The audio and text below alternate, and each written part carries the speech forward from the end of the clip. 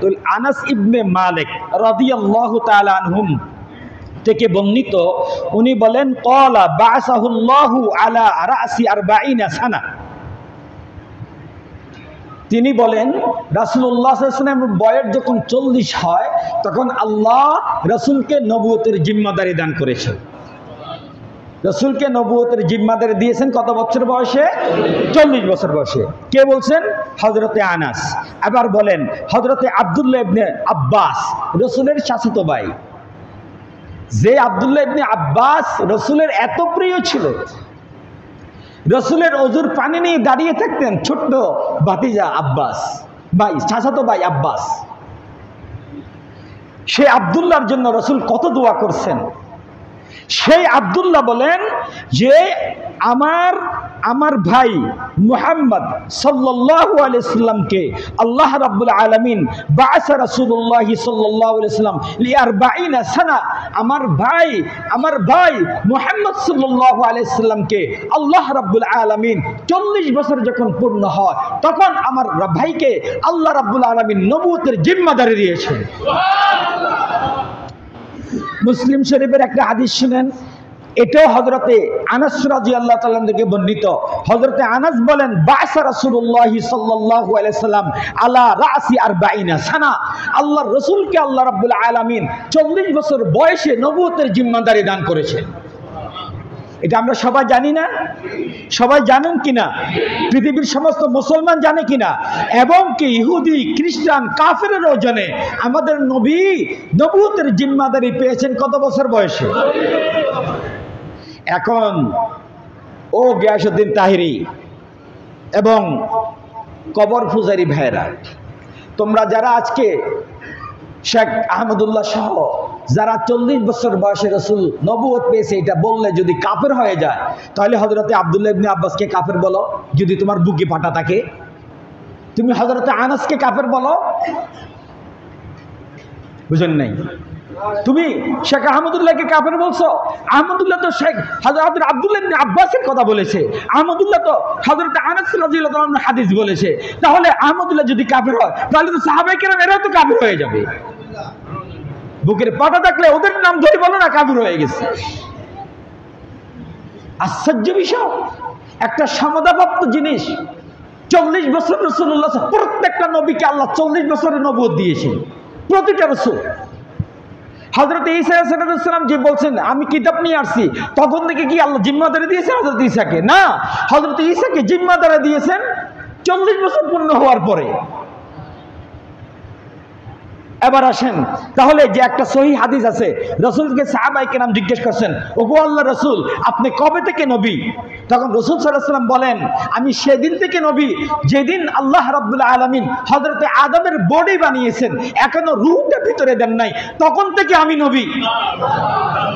আল্লাহ রাসূল বলেন তখন থেকে আমি নবী। এই হাদিসটাও বুখারীর মধ্যে আসছে। প্রিয় ভাইরা, আল্লাহ রাব্বুল আলামিন আল্লাহর সৃষ্টি হযরতে আদমকে সবেমাত্র বডি বানিয়েছেন, এখনো রূহটা ভিতরে দেন নাই। তখনও আল্লাহর সিদ্ধান্ত, আল্লাহ বলছেন আমি মুহাম্মদ নামে আমার একজন গোলাম বানাবো, এই গোলামকে আমি নবী বানাবো, তাকে আমি রিসালাত দেব। আল্লাহ রাব্বুল আলামিন তখন আরশে আজিমের মধ্যে এলান করেছেন, সমস্ত ফেরেশতাদেরকে বলে দিয়েছেন আমার নবী আসবে, নাম হবে মুহাম্মদ, তাকে আমি নবুয়ত দেব, সে নবী। তো আল্লাহ রাব্বুল আলামিন এটা দুনিয়ার জগতের বাহিরের জগতে গিয়ে বলছেন যে আমি মুহাম্মদ নামে একজন গোলামকে বানাবো, এই নবী, তাকে নবী হিসাবে আমি সাব্যস্ত করেছি, এলান করে দিলাম তাকে আমি নবী বানাবো। এর অর্থ কি? এর অর্থ আল্লাহ রাব্বুল আলামিন তখন থেকে আল্লাহর সিদ্ধান্ত, আল্লাহ রাসূল কি মুহাম্মদ কি হবেন? নবী হবেন। আবার কি আরেকটা হাদিসের মধ্যে রাসূল বলেন আল্লাহ তখন থেকে সিদ্ধান্ত নিয়েছেন আমি হব আখির নবী, খাতামান নবিয়্যিন, লা নবিয়্যা বা'দি, আমি হব শেষ নবী, আমার পরে আর কোনো নবী আসবে না। এটা আল্লাহ সেদিন থেকে সিদ্ধান্ত করেছেন, যেদিন থেকে হযরত আদমকে আল্লাহ বানান নাই, আদম মাটির সাথে মিশানো আছে, দুলার সাথে আদম মিশানো আছে, তখন আল্লাহ সিদ্ধান্ত নিয়েছেন আমি আখির নবী হব, আমার পরে আর কোনো নবী আসবে না। এর অর্থ কি? এর অর্থ কি? আল্লাহ রাসূল সাল্লাল্লাহু আলাইহি সাল্লাম তো আল্লাহ আগেই সিদ্ধান্ত নবী, এবং কি আল্লাহ রূহ যখন সব রূহগুলোকে বানাইলেন, আল্লাহ আমাদেরকে জান্নাতে যখন আমাদের জন্মস্থান কোথায় সবাই জানেন তো, নাকি দুনিয়াতে? আমরা দুনিয়াতে জন্মগ্রহণ করেছি, আমাদের জন্ম হয়েছে কোথায় কি সবাই জানেন এটা? আমরা একদিন একসাথে পৃথিবীতে যত মানুষ আসবে সব মানুষ একসাথে একদিন এক সেকেন্ডে বের হয়েছে। আদম আলাইহিস সালামকে আল্লাহ বানিয়েছেন, বানিয়ে বলছেন হে আদম ইসকুন আনতা ওয়া যাওজুকাল জান্নাহ ওয়া কুলা মিনহা রাগাদান হাইসু শি'তুমা ওয়া কুলু শি'তুমা। আল্লাহ বলেন হে আদম তুমি তোমার স্ত্রী জান্নাতে প্রবেশ করো, জান্নাতে থাকো। আল্লাহ জান্নাতে নিয়ে গেলেন, জান্নাতে নেওয়ার পরে আল্লাহ হযরতে আদমের পিঠে আল্লাহর কুদরতি হাত রাখলেন। হাদিস শরীফে রাসূলুল্লাহ সাল্লাল্লাহু আলাইহি ওয়াসাল্লাম বলেন হাত রাখার সাথে সাথে কিয়ামত পর্যন্ত আনেওয়ালা প্রত্যেকটা রূহ একসাথে বের হয়ে আসছে।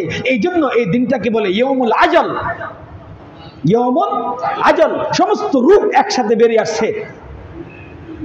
সব রূহগুলো জান্নাত থেকে আল্লাহ আরেকটা জগতে প্রেরণ করছে। জগৎটার নাম কি? রূহের জগৎ, আলমুল আরওয়াহ। সেইখানে আমাদেরকে সমস্ত রূহগুলোকে নেওয়ার পরে আল্লাহ আমাদের থেকে একটা ওয়াদা নিয়েছেন, জানেন তো ওয়াদাটা? আলাস্তু বিরাব্বিকুম ক্বালু বালা। এটা আল্লাহ ওয়াদা নিয়েছেন আমাদের থেকে। ও রূহের জগৎ, এই রূহগুলো দুনিয়াতে তোমাদেরকে আমি প্রেরণ করব। বলো তো দেখি তোমাদেরকে কে বানিয়েছে? আমি আল্লাহ কি তোমার রব নয়? তোমাদের রব নয়। তখন সমস্ত রূহ কি বলেছিলেন? জোরে বলেন ক্বালু বালা। ফেরাউন বলছেন হে আল্লাহ আপনি আমার রব। আবু জাহেলও বলেছেন আল্লাহ আপনি আমার রব। নমরুদ আর হামান, বর্তমানের সমস্ত নাস্তিক আর মুরতাদ সবাই বলেছে আল্লাহ আপনি আমাদের রব। বলছিলেন না? বলছিলেন না? আচ্ছা, দুনিয়াতে আসার পরে এখন আবু জাহেল হলো কেন? আবু জাহেল তো সেখানে স্বীকার করছে আপনি আমার রব। আবু জাহেল তাহলে জাহান্নামে যাবে কেন? প্রশ্ন, আমার প্রশ্ন। আবু জাহাল রূহের জগতের মধ্যে স্বীকার করছে আল্লাহ কি? আবু জাহালের রব।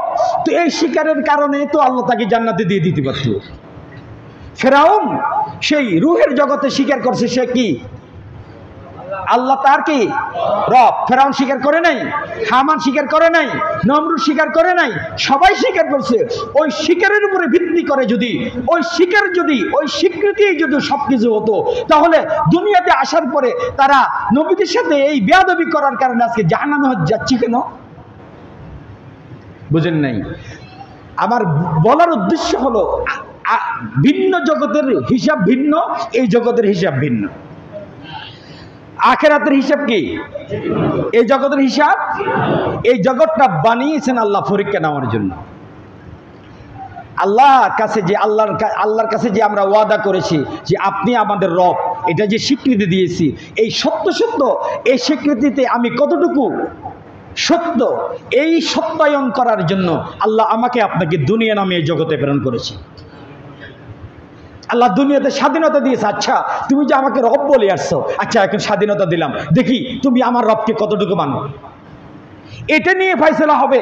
এখানে যদি তুমি উত্তীর্ণ হতে পারো, এই দুনিয়াতে এই পরীক্ষার হলে যদি তুমি উত্তীর্ণ হতে পারো, তাহলে বাবার বিটা জান্নাতে যেতে পারবা। যদি এইখানে যদি তুমি ফেল হও, তাহলে তোমার শয়তানের বিটা জাহান্নামে তোমাকে যেতে হবে।